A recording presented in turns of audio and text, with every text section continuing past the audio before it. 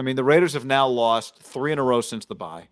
That's the simple way to put it. We all know, I'm not going to repeat and go through everything else, but Gruden and Ruggs, and they've gone from in the driver's seat, not just in the AFC West, but one of the driver's seats of the AFC. Driver's seat, probably not the best way to talk about it, but they go from 5-3 to now they've lost 3 in a row, John, or 5-2, excuse me, to 5-5. Does feel like that. And they play Thursday night at Dallas. I watched a decent amount of that game, 32-13. It didn't quite feel that bad. It didn't, no. Derek, but it didn't feel good. No, they were down 16-3 at one point in time, or maybe it was 16-6. Yeah, 16-6, and it just felt like, God, the Raiders were really trying for every yard. And I just thought, like, God, they are a touchdown away from their season ending, and Cincinnati ended up kicking a field goal, I think, to make it like 19-3. But it just felt like, God. And then obviously what happened, it's over, guy. I mean, they're done. But I think the sad part about them, quote unquote, being done is for a split second, even when the Gruden deal happened, it felt like, okay, maybe they have enough infrastructure here to just be a 10-win team and just kind of be a good franchise together. Now it feels like, are they a 7-10 team? And then you're blowing the thing up and starting with a new coach and firing Mike Mayock? Because that's, if you told me right now what's the most likely outcome, I would say Mark Davis fires everybody and they start over. I think so too. Although I don't think the fact that they've lost their last 3 and they might miss the playoffs is Mike Mayock's fault. Like, to me, I'm fine with him doing that, but that has to be the evaluation of Mike wasn't totally in charge before. I don't think Mike can do the rebuild.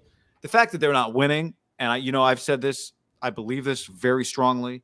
It did not surprise me in the slightest. You and I talked about it. The Raiders were our lock of the week after the Gruden against Denver, firing, or whatever you want to call it.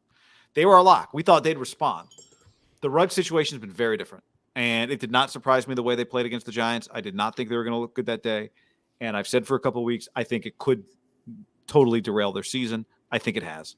And on top of that, for all that Rich Bisaccia brings to them, what he does not have is the ability to solve this problem, that their offense just scored 13 points.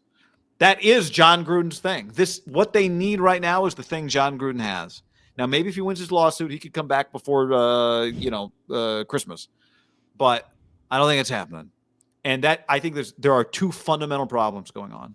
There is the emotional toll that I really do think the Ruggs thing is. I just see it. They don't. And obviously the element of him not being on the field. But there's also, now they need to solve problems, and I don't know who they turn to solve their problems on offense in terms of like John Gruden. This is John Gruden's thing. He did it with them. Yeah, I mean, I went after the Niners game. I went over my buddy Fry's house, and he has this outdoor television. He was smoking this turkey, and he had the red zone on. And I look smoking this. I was like, "Where's that going?" Smoking this turkey. Good smoked turkey's fantastic. And they ran an end around to Deshaun. Deshaun not only is not fast as he once was, he's not as agile as he once was. He tried to make a move and got tackled. I was like, ugh. Like, he's just the drop off from the football standpoint. Because, like you said, they lost their play caller, so they had to transition play callers middle of the season. Not because someone demoted themselves, because he got fired out of the they didn't see that coming. I think John Gruden would have been in major trouble if I just would have removed Henry Ruggs from his offense. Like, that's the blow of Henry Ruggs to the offense is derailed Derek's season.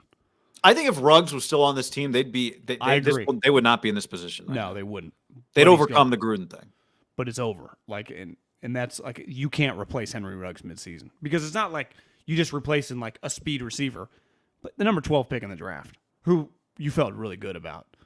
Guy, I just watched Cincinnati, like Jamar Chase having him out there, who obviously, I mean, I kept looking up, he was making plays. His stat line today was 3 for 32.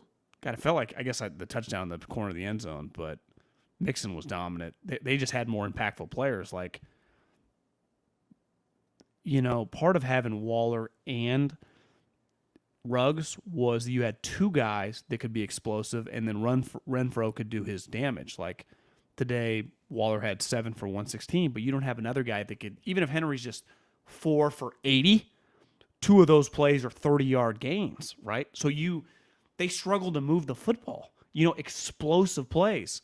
Derek's really, he's just kind of become a guy without him. And I don't know what he's supposed to do. Like if I take any sweet wide receiver away from any team in the middle of the season, like if I just take Tyler Boyd away from Cincinnati, that would hurt there. Even if I keep Chase, like it would hurt you, right? Like he was very, very important to him. And then, like you said, there's another emotional element.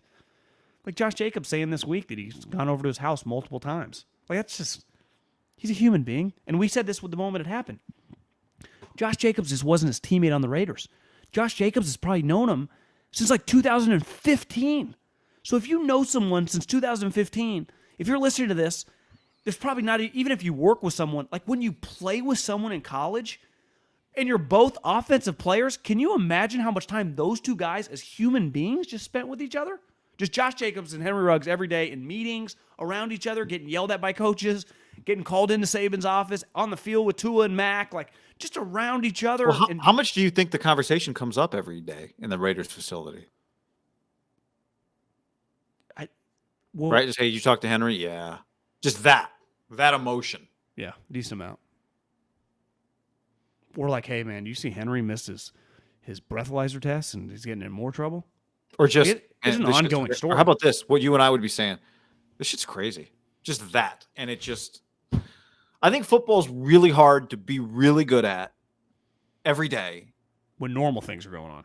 Well, anything is like just not being focused on your task when you have a distraction is when again, like it's, I just see, John, and you've been around it, you've worked in it, you've seen it firsthand. Teams can you've been to practice. To me, I can watch a team practice and be like, oh, they got some good things going. They're not a good team, but like they got some play. And at the end of the day, I've seen it in basketball. I'm like, oh, that works. But winning games are hard, and it's a 10th place team in the Pac-12. Like it's just, I've seen it a million times where I just go, it's so the margin between winning and losing. You have to do so much winning in order to be a winning team. You have to do a lot of winning, and you have to overcome a lot of problems and mistakes and the other team scores. And 4 quarters, some teams just make 4 quarters look long. And right now the Raiders make 4 quarters look long.